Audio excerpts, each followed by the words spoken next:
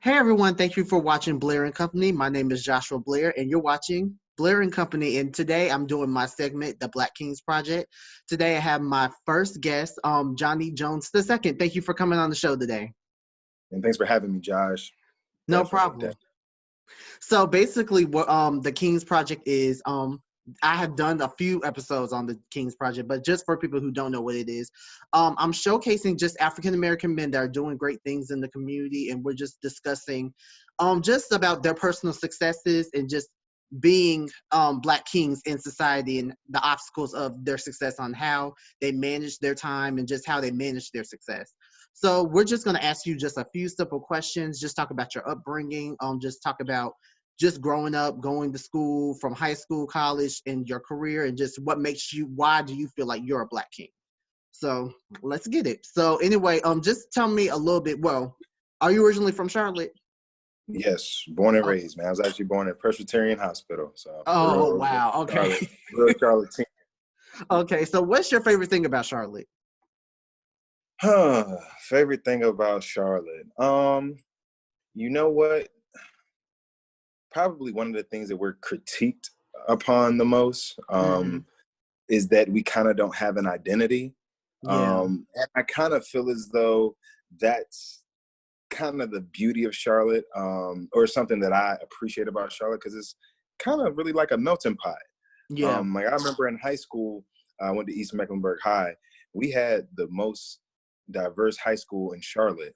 We had Mm-hmm. over 120 countries, I believe, represented at East Meck. So just the beauty of that, man, just seeing the different parts of Charlotte and how they come together. Like you go to Central Avenue, that's a different population than if you go to like a Ballantyne or something like that. But definitely the diversity. Okay. Okay. Do you have like a specific place you like to hang out at, or like a specific restaurant? It just had to be like the genre. I consider myself low key a foodie, so I Oh, can't okay. just say I have a best food place altogether. It just had to go by genre. Like Italian, um, I'm really giving you some like some real like close to my heart places. But on Central Avenue, it's a place called House of Pizza, and that is probably Mm. by far one of my favorite Italian spots. Like, yeah, you could do like a Maggiano's or whatever. Like, Yeah. I don't even know. Well, Charlotte doesn't have RPM or anything. Yeah, but House of Pizza, Central Avenue, the best, Okay. hands I've down. never been And we've there been going there before. for years. Yeah, I've Hmm. been going there for years, bro. Try it out. Try it out. Okay, Try I'm it gonna out. definitely try it out. I've heard of it though, but I've never been there, so I'm gonna try it Yeah, out. it's a big round sign that says House of Pizza. Like, amazing. Okay, okay. So just tell me a little bit about your upbringing and then the people that inspired you to do what you're doing so far. Um, well, shout out to my parents, Johnny Jones Sr. and Shara Jones. Those are my parents. I had both of my parents around growing up. Um, it's crazy. I actually had a little bit of animosity towards my father growing up. My Mm. mom's a teacher. She worked at CMS. She retired 3 years ago with like 35 years of teaching. Oh Um, wow. and my dad's a city bus driver. Um, so, uh, like I played sports growing up, and it was times, especially in high school, my dad would miss my games, and I like it were things that he would miss, and I like that's where my animosity came from. But as Hmm. I got older, like I realized, like being a man of God, like you're supposed to provide for your family, Hmm. and that's what my father did. So, yeah, man, I had both my parents. If you start off at high school, I went to East Mecklenburg High School, won a state championship in basketball there, 2008. Was student body president, 2009. Did a host of a lot of things, man. But I was an IB student. But more or less, man, it was really just basketball. I was focused on basketball in school, and that was like my thing. And just coming into who I am today. But my parents, but especially one of my people, one of my inspirations had to be my grandfather, Mr. Mm-hmm. Benny L. Washington Jr., rest his soul. But it was my mother's father, but I call him my papa. But my papa, he was like my first example of what a man of God is supposed to move like, what a man who has touched a lot of hands, seen a lot of things, Mm-hmm. dealt with a lot of people, how you're supposed to move in this world when obstacles are put against you, when you are a Black man in the South in the Mm-hmm. 60s and 70s, Yeah. creating businesses and moving around and just dealing with people, man, just all around, just good people. But there were times when my parents, they would drop me off with my grandpa, and that's what it was, around him all the time, just soaking Mm-hmm. up game. So, yeah. That's Mhm. good. That's good. And that's good that you were able to have that relationship with your grandfather, because a lot of people, especially, I know this wasn't in your specific situation, but a lot Yeah. of people, like in our culture, there's not, a lot of fathers are not are very Hmm. absent in a lot of Black Hmm. sons, and just in a lot of Black sons' lives. And a lot of them have grandfathers, and a lot of those boys go to their grandfathers for that male support system. And I Hmm. feel like that's just very unique, that grandfathers are very like influential in a lot of our lives. So I feel like, because even for mine, even though I have both of my parents in my life, my grandfather was always very influential. Even Yeah. though we wasn't in the same city, he always Yeah. called me to just check up on me and what I had going on. I would tell him Yeah. what's going on, tell them what I felt like personally I might not have been able to tell my parents at the time. I would go and talk to them about that. So yeah, it was very important. I Hey, definitely yo, understand. it's actually crazy that you say that. Well, my grandparents, they lived in a town called Beta, North Carolina. It's like 30, 45 minutes outside of Charlotte, but that's where my parents are from. And it's funny that you say that you would tell him things that you couldn't tell your parents. I remember my junior year of high school. I was going for an IB test, IB Mm-hmm. exam, and I got into my first car accident. You know, the Mm-hmm. first person who I called, Was it was him. my grandfather. It was Mm-hmm. my grandfather, and and it's crazy. My mom, she talked to me about this probably like a year ago. She was like, he called her and was like, "Yo, don't be mad at John." And Mm-hmm. everybody calls me John. It's not Johnny with the family. It's John, Mm-hmm. J-U-N, John. Mm-hmm. Uh, don't be mad at John. Don't be mad at John. And yeah, like we laugh about it now, but my papa, man, that was my rock. That was my rock. And I actually lost him my first year. Well, within the first 2 weeks of me starting grad school. So, but we can get into Oh. that later. So, Oh, okay, yeah, cool, man. cool. Okay, so once you graduated from East Mac and you made that transition, so what college did you go to? I went to the illustrious North Carolina Central University. Okay. Hey, the Eagle is not an ordinary barnyard fowl, man. Okay. I'm just like, okay, whatever. Everybody know where I went, so I'm not even going to explain it. But so tell me about your experience at North Carolina Central and just how it shaped you to be the person that you are today. So I will give you a quick little rundown. I graduated high school. It had to have been like sometime in June. Like let's just say it's June 11th.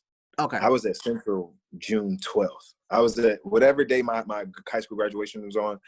I was at Central the very next day. Oh I was wow. in a like part of my scholarship or whatnot. I was part of the STEM program with like STEM majors and all that. And Mm-hmm. I actually started college classes the summer before my freshman year, and that actually opened my eyes up to a lot of things. Um, moving along, I actually my freshman year. This is probably like one of the biggest come to moments that I had. I was just telling one of my neos earlier. Mm-hmm. One of my biggest come to moments going to an HBCU. At the end of my freshman year, I ended up interning at Yale University School of Medicine, Oh. and Mm-hmm.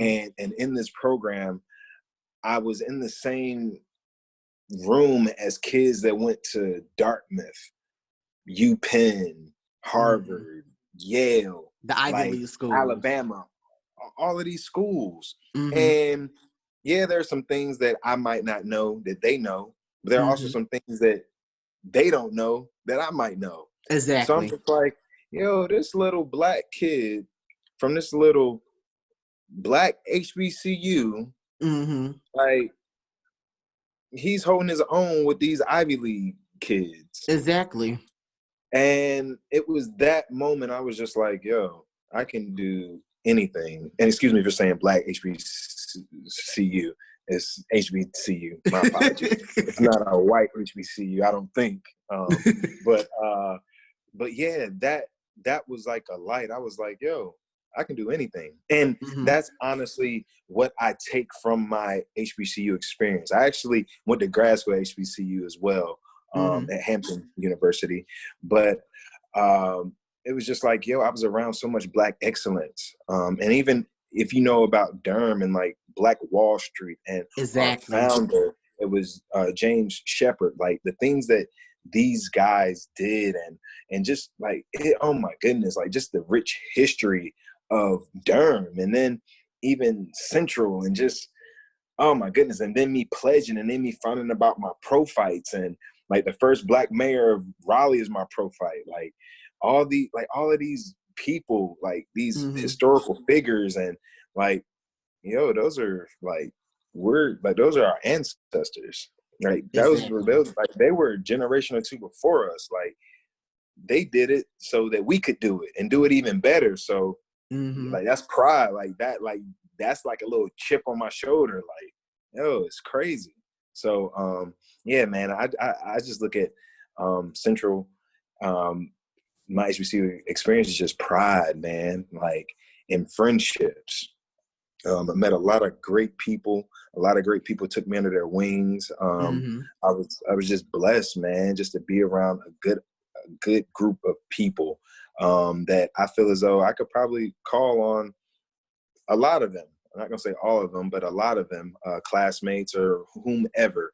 But we were just a family, man. And I know you felt the same way at Winston, man. It was just literally a family, man. And like things that we say to kids that little black kids that want to go to HBCUs, like that's the one time that you will be the majority of anything. So, I know I really didn't think about it at that moment, but graduating and getting into corporate America and things like that, like you really like, dang, that was the only time I'll probably be the majority anywhere. Exactly. So yeah, man, just blessed times, man. Just good times. So yeah.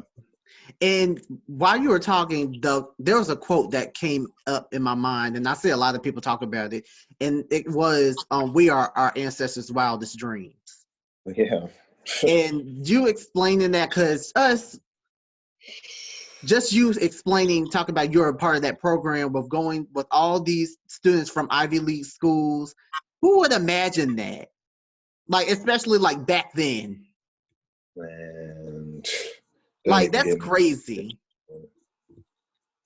Don't even get me started, man. It's really mind blowing, man. Like I'm watching currently. I told you, me watching TV is crazy, but I actually am watching Who Killed Malcolm X, man. I'm just thinking about those times. Like it's just, and that's not too long ago, man. That's 50 years ago. Yeah.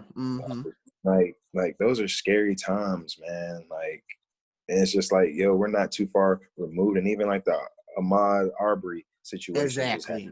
And it's just like, just crazy, man. But my grandma, she likes to say that the difference between her generation and our generation is that they had the will without a way. We have the way without the will. Exactly. So like that goes through my mind a lot. So I'm just like, yo, they paved the way, but you just gotta, in my words, thug it out. So just gotta get to it. So yeah, man. Okay. So I think we have very much similar backgrounds when it comes to HBCUs, because especially in like you said, at Winston, for me, it was just like a big family. Everybody just supported everybody. The professors made sure you were good. If there was a problem, they definitely talk to you to the side, give you advice. Write letters of recommendation for you to get to other places. Like, it was, for me, Right. it was a blessing, because now that I'm working in corporate America, it's just like, well, basically, we're just the minority. That's what I meant Oh to yeah. say.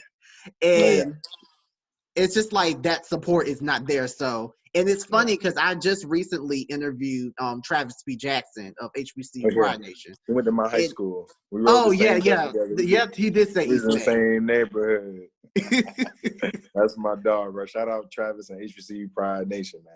Yes. And so we were just talking about just the importance of HBCUs and how it's just the rich history, and how I feel like, even though Black students should be able to choose what school they want to go to, but I feel like they should be able to at least tour at least an HBCU and see the experience of what is it Definitely. like at HBCU. Definitely. And even to take it a step further, right, just understanding your history, why HBCUs Exactly. were founded. It was because we couldn't get into these PWIs, Exactly. period. Like, and that within itself speaks volumes. Because you're talking to somebody who, honestly, I didn't see myself going to a HBCU when I was in high school. Like, even growing up, like, my whole goal, I was just talking to my Neil about this. I applied to one college coming out of high school, it was Chapel Hill, because my whole goal was to play basketball. I knew I was going to go there, probably do the JV team, and then walk on varsity probably like my junior, senior year. Like, that was my plan. Like, I had worked hard throughout high school, came out of high school like a 4.2 and all this other stuff. Like, I was on it. And the same day I got my wait list from Chapel Hill, I got a letter from Central saying that they would do this, that, and the third. And I knew I had a lot of family that went to Central as well. Like, I have an uncle and a cousin in the Hall of Fame there, both for basketball, and then like just like a whole lot of other family. Like, I'm a product of HBCUs. Like, my mom went to Federal State, my dad went to A&T. So, I know it's a rivalry in your house. yeah, it is. It is a little bit. It is a little bit. So, yeah. I can just only imagine. But so moving on to once you graduate, well, tell me a little bit about like some of the activities you're a part of at Central. Central, my freshman year, I was in university honors the whole 4 years. Freshman year, I probably like in a biology club. Well, I was in biology club all 4 years. My sophomore year, I was Mr. SAB, which is Student Activities Board. Like, I used to, so Central's cool. Like, this one thing is different at our school than like any other school that I know of.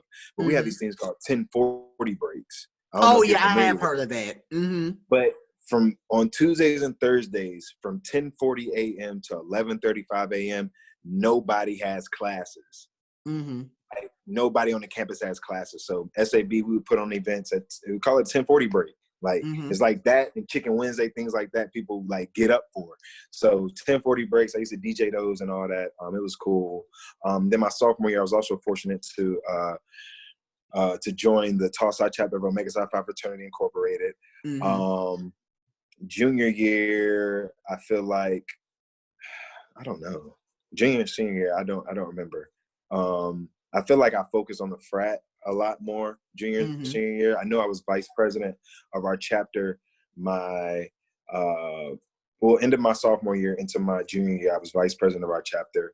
And then my senior year, I was basically secretary. We call it the keepers of records and seal, but it was secretary. Okay. And under that administration, the Hayes Jones administration, I talked about it. We actually got Omega Psi Phi Weekend chartered in Durham by Mayor Bill Bell.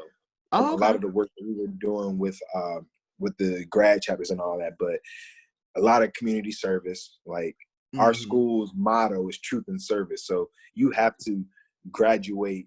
Well, to graduate, you have to at least have, like, I think it's 150 community service hours. So I did a ton of community service with SAB, with the frat, with other organizations. So yeah, I feel like that's about it. I could think of, off the top of my head. That's good. That's good. And that's good that you're just involved with the campus and made yourself known. Because, there's a lot of people that try to, like, they stay on Yeah. campus. Well, they're at campus, but they go to class and then they just Oh go yeah. back to their room. Oh, And it's just like, oh, there's yeah. so much more you could put yourself out there and just make Oh, yeah. yourself Yeah. known and be involved. Because then if Oh, you yeah. make relationships with people that, especially like once you're about to graduate, and you need a job, like those relationships are important. So yeah, I definitely understand. Yeah, I was. And matter of fact, now that I think about it, I was a university ambassador as well, and I actually was the student representative on the faculty athletic council. And that was like, it was a couple people. It was like our AD. It was Mr. Leslie Brinson. I forget what he did exactly, but some of the big heads of the athletic department, and they would be talking about like compliance issues and things like that with NCAA. But I sat in there and I was able to have a say in certain things dealing with the school. So yeah, definitely. That's good. That's good. So transitioning from Central and then you went to Hampton for grad school. So how was that Yeah. transition? Well, I graduated my BS in biology from Central, and then I took a year off, and I went to Hampton. Man, the transition. I mean, I knew I there was more for me. I knew at that time I wanted to go to medical school. I attended a program for UNC's MED program, and I actually met the dean of the program that I did at Hampton. And this is like this is summer 2013 when I met him. I started fall 14. So summer 2013, his name is Mr. Michael Jordan. I'm talking to him and he's like, you know what? You're going to complete my program. And at that point, I was just like, dang, well, he just spoke light onto me. Exactly. He already said I done finished the program. So you talking about I applied. I was calling the school every other day to make sure they got my application, this, that, and the third. And then I got my letter of acceptance. And yeah, that's what it was, man. I ended up getting a GA position in the library. But it was a pretty tough program, man. I'm not gonna lie. I got my MS in medical sciences, and yeah, I just exposed to a lot there. Hampton was a great time outside of class as well. The area not so much, but it's a beautiful place. And I actually got exposed to my to what I'm currently in. Clinical research from my then advanced anatomy and physiology professor, Dr. Justin Wilson. He was telling me about it, and it actually took me back to undergrad where I took a bioethics class, and it just intertwined it. Because normal wet lab research, bro, that's not for me. I found out I also did that my sophomore year in undergrad. And yeah, man, it's not my personality. Like, first off, I'm 6'4", 230 pounds. Me in a lab, like, it's already kind of crazy. Labs aren't that big. They are, but they're not, especially, and I'm moving and all that. And then my personality, like, I'm literally talking to pipettes all day. Like, oh, I need to get a microliter of this, like a picometer of this. Like, nah, it's not really my personality. So I need to be talking to people. Yeah. And yeah, man, clinical research that's how we transition it now. But the transition from undergrad to grad school, it was cool. Like, when you have that focus, when you know what you need to do so that you can do what you want to do one day, it's just like, yeah, it's part of this. It's part of the game. Like, it's part of the story. Like, just get it done. Like, exactly. And I feel like, especially in grad school, because trust me, I'm applying for grad school right now as we speak. So for me, I just know for a fact, like, I'm gonna be on a schedule when it comes to getting stuff done. So I can have my stuff done and I can do what I want to do. So I definitely understand how that hustle go. Most But definitely. time management and communication are probably like two of the biggest things that I learned in grad school. Well, time management, well, nah, because I procrastinated a lot in undergrad, but definitely in grad school. Communication, definitely, because you got to think a lot of your classmates are older. Like I was probably one of the younger people in my class too. That was Mm-hmm. the crazy thing. And then you got to think like you're older, like you're an adult just like your professors. So Mm-hmm. talk to them. Talk to Yes. them. Like I'm not Mm-hmm. gonna lie. At the end of the semester, we ended up taking our professor out, and he joked with us. He was like, "Yo, you should have done this before this school year was up. I would have Mm-hmm. gave y'all all A's." And I'm just like, "Dang." Like I know he probably wouldn't have given us A's, but what I took from that is that like talk to your professors. Like they're human beings. They're adults just like you. They have Exactly. problems just like you do. Just be transparent with them. And a lot of times people are more prone to help you out if you communicate with them. So um That is true. And and I've been hearing that for so long because my dad's a professor. And okay. so my dad's always been pounding on me. I have a sister as well. He always been pounding on me and my sister. Go to your professor's office hours. Make sure you Yeah. build a connection with them. And Yeah. because you don't know, like if you need that one point, they're gonna help you. They're going to So remember all of that. And I got a little sister too, man. I told her that too. I'm like, yo, don't be that person that waits. Well, we always hear it. Don't be that person that waits to the mhm. end of the semester to go talk to the teacher. Like, no, go talk to them like early on. Like Like have beginning them of the know first day of them. class, you need to be Yeah. introducing Yeah. yourself. And that's another thing I appreciate about going to HBCU. Like you can't do that at a PWI. Like you would literally be a number. You probably couldn't even talk to your professor. You'd have to talk to a TA if you Yeah. needed anything. So, um, mhm. Most definitely. So just tell people what you have going on so far now that you're done with grad school and you're done with college. Like, what are you doing now? And how has it, especially like just during this time and age, how have you been able to just maneuver throughout just what you have going on so far? um, well, currently I'm in clinical research in the neurosciences. Okay. I came up on 3 years in that in March of Okay. this year. And I mean, it's cool. I mean, I work for Atrium Health. Okay. Um, in a clinic of about probably like 75 people, maybe more. I am the only Black male that works there, Mm-hmm. from nurses to docs and all of that, which is interesting. But I've grown accustomed to being the only Black male wherever I'm at. I Mm-hmm. go to conferences and things like that. I recently just got published, and presenting that at symposiums and going places. Like this symposium probably had, let's say, 1,600 people, Mm-hmm. and there were 3 Black males there out of all of them. So it's just like, I mean, it is what it is. I've gotten so used to it, as far as maneuvering it. But it's just like, I mean, you just really just think of what your parents taught you growing up, and Mm-hmm. just just remembering your character, like you're doing, like just like what would you do if no one's watching? Like that's all I think Exactly. about. Like just be a good person. As one of my coworkers says, don't be an asshole. Like that's literally what she says. Like don't be an asshole. But nah, really, like I mean, like at this point, it's so like ingrained in my head just to handle business and don't really worry about anybody else, because like people are going, like Josh, I'm talking to you, people are going to Mm-hmm. dislike you just because your name is Joshua. Exactly. Like Mm-hmm. they've never even met you.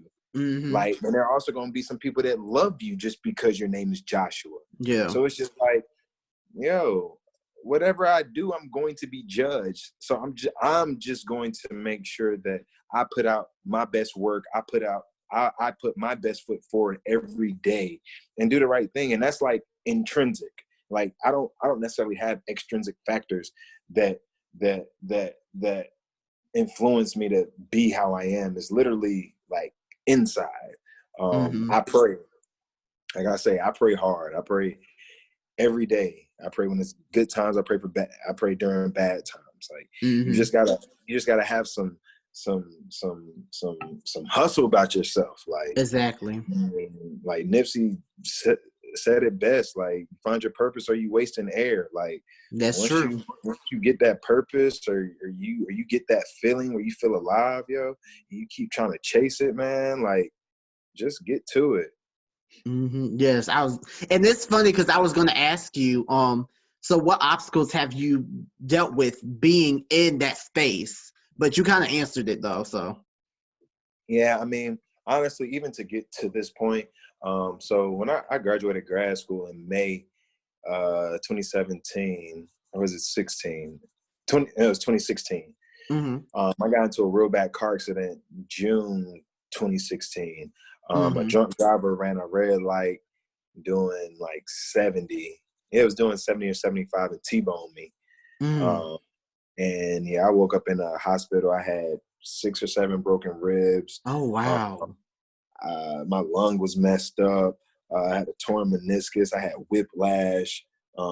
Like I was knocked unconscious. Like I've never been knocked out in my life. Like no basketball, no fight, no anything. Never been knocked out in my life. And I wake up I wake up in the ER, like hurting. Like I'm in pain, man. And yeah, I actually had I was going through the interview processes of working with the NIH and Duke Med to do what I'm doing now.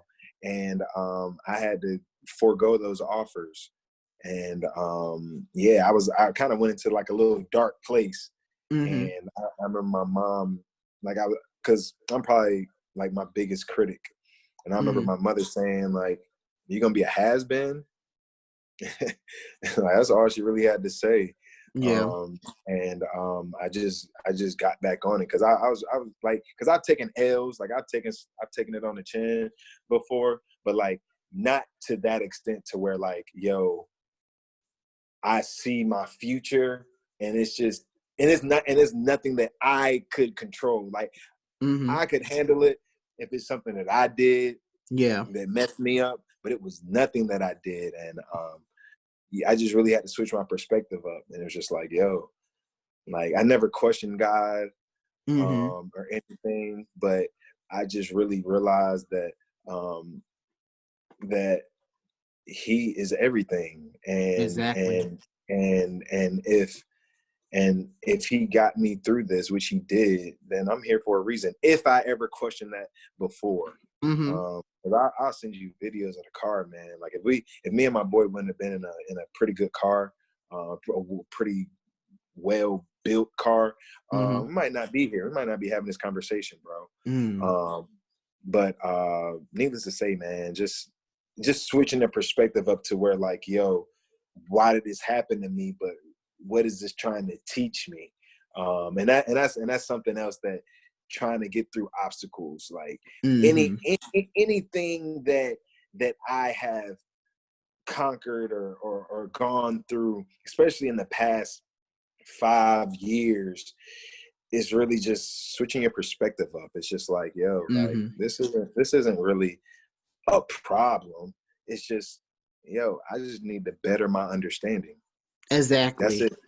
That's it. I just need to be able to see this from a different vantage point to where A, it doesn't get a rise out of me. B, I see where this person is coming from, or this instance, how it could be misconstrued, or C, like it just doesn't bother me. Like it's just like numb. Like, and it's not even numb. It's just like, I know I can kind of see what you're trying to do, but it's just like, yo, my God got me regardless. Exactly. like my mom and my dad worked too hard for you to bother me. Like, nah. Exactly. Nah, couldn't be. And then another part is just like, yo, how would, like this might be me thinking highly of myself, but I'm just like, you know, what would how would it look if my friend saw me on TV, Johnny Jones, wild out at work, slap somebody? arrested for assault. What? Yeah. If I'm going out, it's not gonna be like that. No, no, no, no. I'm sorry. I'm Mm-hmm. sorry. I'm sorry. But yeah, man, just just switching your perspective up, man, because I mean, there's so much negativity in this world, like in the society, especially towards Black people and Black Mm-hmm. males. Exactly. Like, Mm-hmm. like, like the longevity of Black families and Black males. Like, it seems like it's it's it's a goal of the government to destroy it. Period. Exactly. Mm-hmm. So it's just like, man, you have to be mindful. You have to stay aware. Like, you have to stay healthy. You have to, like, your holistic health. Like, that's another thing. As far as getting through obstacles. Like, when I started grad school, one of the Mm-hmm. things that I did, I started running a lot more. Yeah. I started just running miles, and that was my stress relief. And like, I would, after class, I would just go run, and I look up and I done ran 7 miles. Mm-hmm. Like, this is from somebody who hated to run, but like, that sanity, man, that mental health. I tell my boys now, if what's the point of having $1 million if you can't spend it? If you're not in your Exactly. right mind, Mm-hmm.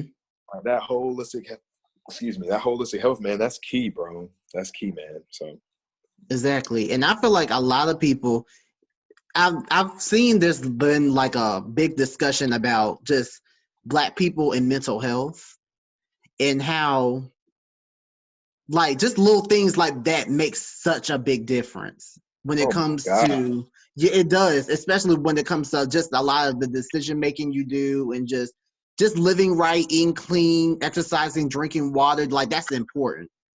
Bro, having this conversation right now, bro. If this was somebody who, like, I don't know if you're going through mental issues right now. I mean, I feel like everybody is dealing with mental issues, first off. It's Yeah. just everybody has a different threshold.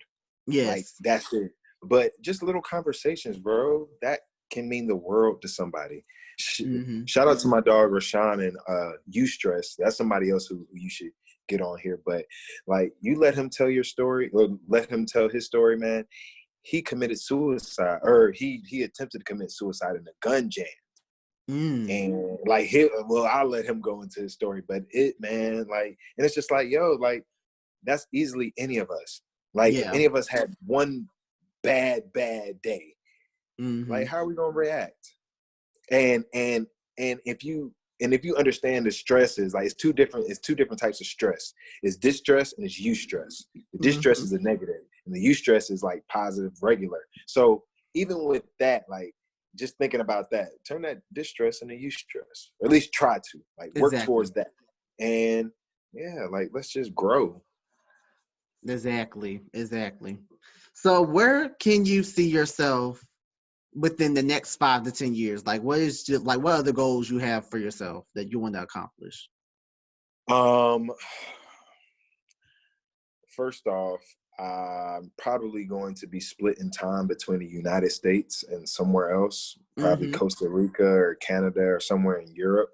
Mm-hmm. Um, Professionally, I see myself, well, I don't feel as though being an MD is my goal at this point in Mm-hmm. time, but clinical research, I found my niche within it. So in a couple of years, I want to start opening up my own clinics. Oh, okay. Um, and have them focus more on health disparities. I want clinical research to be the the guiding point for the clinic, but having them focus on health disparities more, especially with people, minorities, really.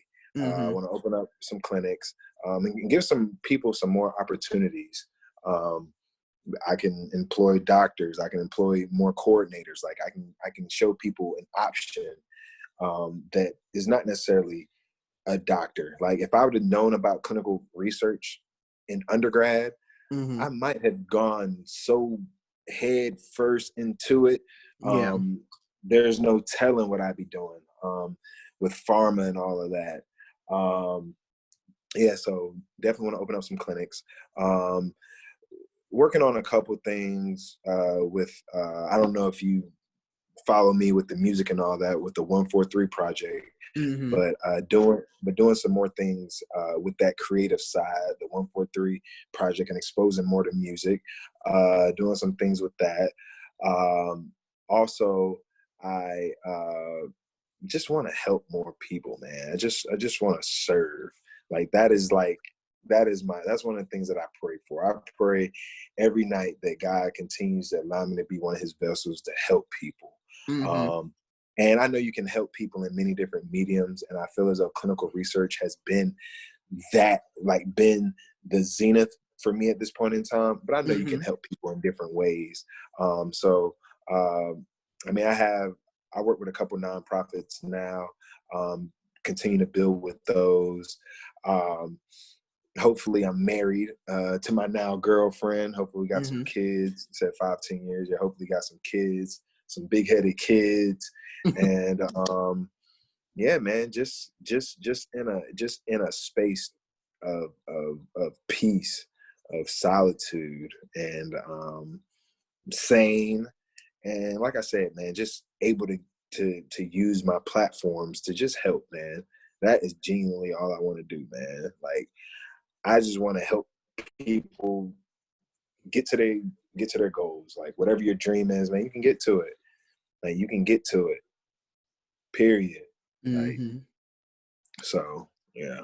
And that's good. That's good because it's important. I feel like giving back is so important when it comes to just, especially when your gifts, when you're spreading like a gift and it's giving back.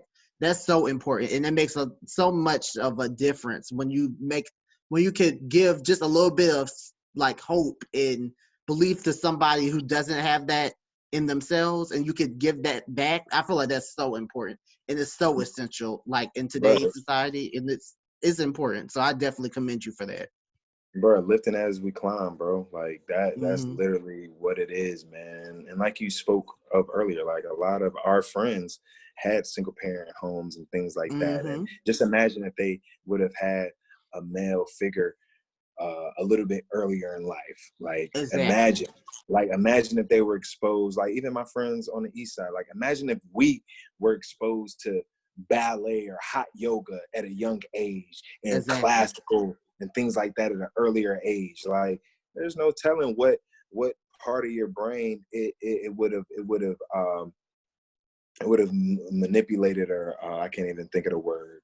But just think if it would have touched that part of your brain that has never been touched Mm-hmm. before, and has you thinking on a different level, man, like thoughts and ideals are endless, man.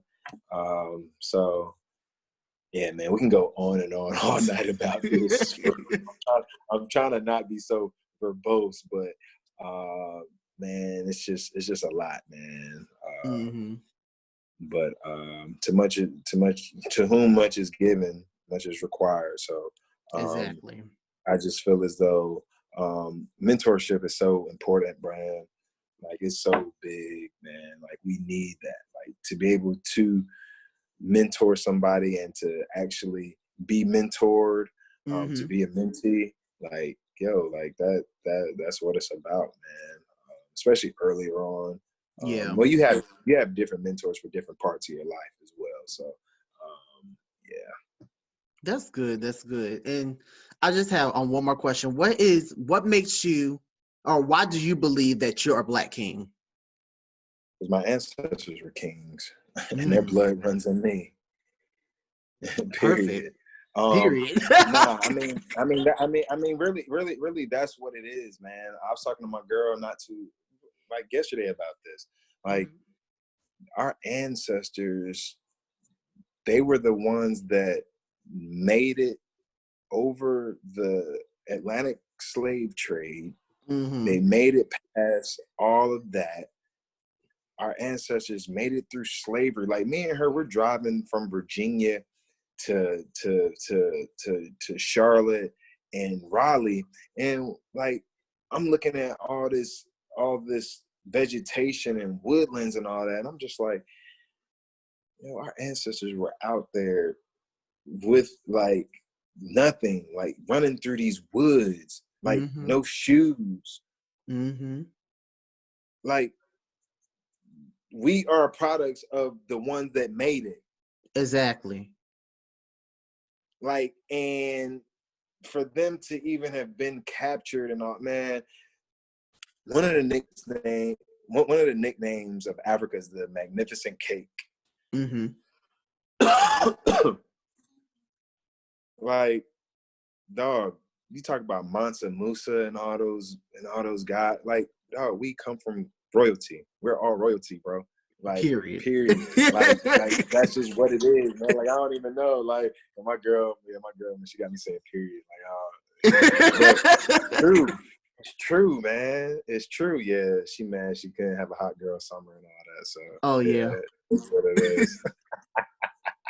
But, man, truthfully, bro, like, talk about Timbuktu and all of that. Like, there would be no point for a race of people to try and enslave an already inferior race.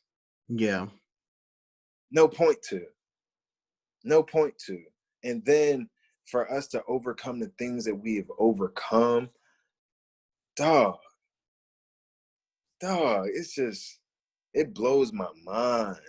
Like, going through history, like, oh my goodness. Just like I said earlier, we are our ancestors' wildest dreams. We are, and our ancestors were kings and queens. That is literally it. Like, I come from royalty. That's why I'm a king, and nobody can tell me any different. Well said. And honestly, if you don't consider yourself a king or queen, I question you. Yeah. Because then what are you? Do you consider yourself a peasant then? Exactly. Do you consider yourself a regular serf or something? I don't know. I guess that's what they serfs. No, you're a king. You need to feel that. Exactly. So. And I feel like that terminology needs to be spoken more, because I feel like a lot of people get it, like, especially in now society, especially with all these shootings and just police brutality situations. I feel like it's always felt like we're less, and we need to use that terminology more. Definitely. And even to take that even in a better point, to even take it a step further, man, people were asking me, like, what we need to do. I don't really have the answers, but I can say, I feel like as a race, we just need to be more organized together. Like, and I say that to a point to where it's like, if something happens to one of us, whoever does whatever they do, they need to think twice about it, because they know the consequences and repercussions that will come from their actions. Like, some of the most organized group of people, I would say, would be probably LGBTQ people, or group of people. Like, dog, like, nobody messes with them. Nobody messes with them at all. Like, there was something on a tampon box that they got removed because it was too something. I remember reading it a while ago, but between them, Asians, Jews, like, like, nobody, like they're organized. Like, I say that to say, like, they're organized. And if something happens to one of them, like, there's going to be some type of consequence and repercussion that people not necessarily fear, but they think about. Yeah. Like, if something happens to a Black person, what's gonna happen? He's gonna turn into a hashtag. Like, they're gonna do a rally. Like, we're gonna and do then a it's rally, gonna be like, over. And then and then it's gonna be over. Like, Trayvon Martin, like, yo, what happened? Yeah, exactly. And I'm not to say you fight an eye for an eye, tooth for a tooth, but I just feel like we just need to be more organized. Yeah. Like, that's like, I mean, we talk about crabs in a barrel, things like that, and everybody be on different accords. Like, I mean, Dick Gregory said it best. I heard not too long. I don't know if I'm messing your time up. Oh no, you're fine. You're fine. Yeah, but he was just like, I can't be mad at a black man selling his restaurant to an Asian man in the hood for $30 million. But if nobody goes to that restaurant anymore, that shop anymore, then that Asian man is going to have to sell his business back for $1 million. Yeah. Like, like Asians support Asians, Jews support Jews. Like, everybody supports everybody but black people. Like, black people do not, like, we can't seem to help. And then another thing is we're focused on the wrong thing. Bro, we focus on Instagram. We focus on, I guess, cloud. We focus on the new J's that's coming out. Like, we focus on the wrong things. But we focused on buying things when we should be investing in things. Exactly. Like, don't get me wrong, I like sneakers. That's one of my things. I've always loved sneakers. Like, that's my thing. So I do buy sneakers, but that's different though. You can like sneakers, but when your life like revolves around stuff, that's when it's a problem. Material things, definitely. Definitely. And then to take a picture of it and just be like, oh, I'm here. No. So it's really a mindset, especially our generation. How old are you, Josh? I'm 20. Oh, I forgot how old I am. I'm 24. 24. Okay. So I'm a little bit older than you. But I'd say generation between like 29 and probably like 22, 23, them years. Like, bro, like you go on Instagram and see what you're gonna see. You're gonna see a lot of drip or drown and drugs and Future is the GOAT and all that. And don't get me wrong, I listen to it, but it's just like I'm able to decipher between what's real and what's not. Exactly. Imagine that little black boy who's listening to Future, who's swearing by him. I got to do everything he's doing. No. No, that's not it. That's not it, dog. So yeah. So where can we find you on social media? On social media, I'm only on Instagram and LinkedIn as of now. I used to have a Twitter, but I'm not active on that. But my Instagram is Johnny Jones II, JOHNNY Jones II, and my LinkedIn is my name is Johnny.A.Jones the second. And yeah, I mean, I'm active on both. I was telling Josh earlier, I've been doing a little hiatus on social media, but if you reach out to me or whatnot, I'm definitely down to talk. We can go more in depth with whatever. Yeah, I mean, I'm pretty much open, man. I'm easy to find, I'd say. Kind of, yeah, because you gotta turn your accessibility on and off at times. Like I don't really allow myself to be touched by a lot of people, because that's just your energy. And if you keep cutting gold down, it loses its value. Price, value, all of that. So, but if you bring me something, we can definitely talk. And that goes to anybody. I'm always open to look at things from different vantage points or better my understanding about something. Yeah. Okay. Well, that was it. Well, thank you again, Mr. Johnny Jones II, for coming on the show today. My name is Joshua Blair, and this was my second, The Black Kings Project. You know where you can find me on YouTube, The Blair and Company. And thank you so much for watching. Thanks for having me, Josh, man. This was awesome, bro. If you need help with anything else, man, please don't hesitate to reach out to me, bro. No problem. Thank you so much. And thank you, everybody, for watching. Oh, yeah.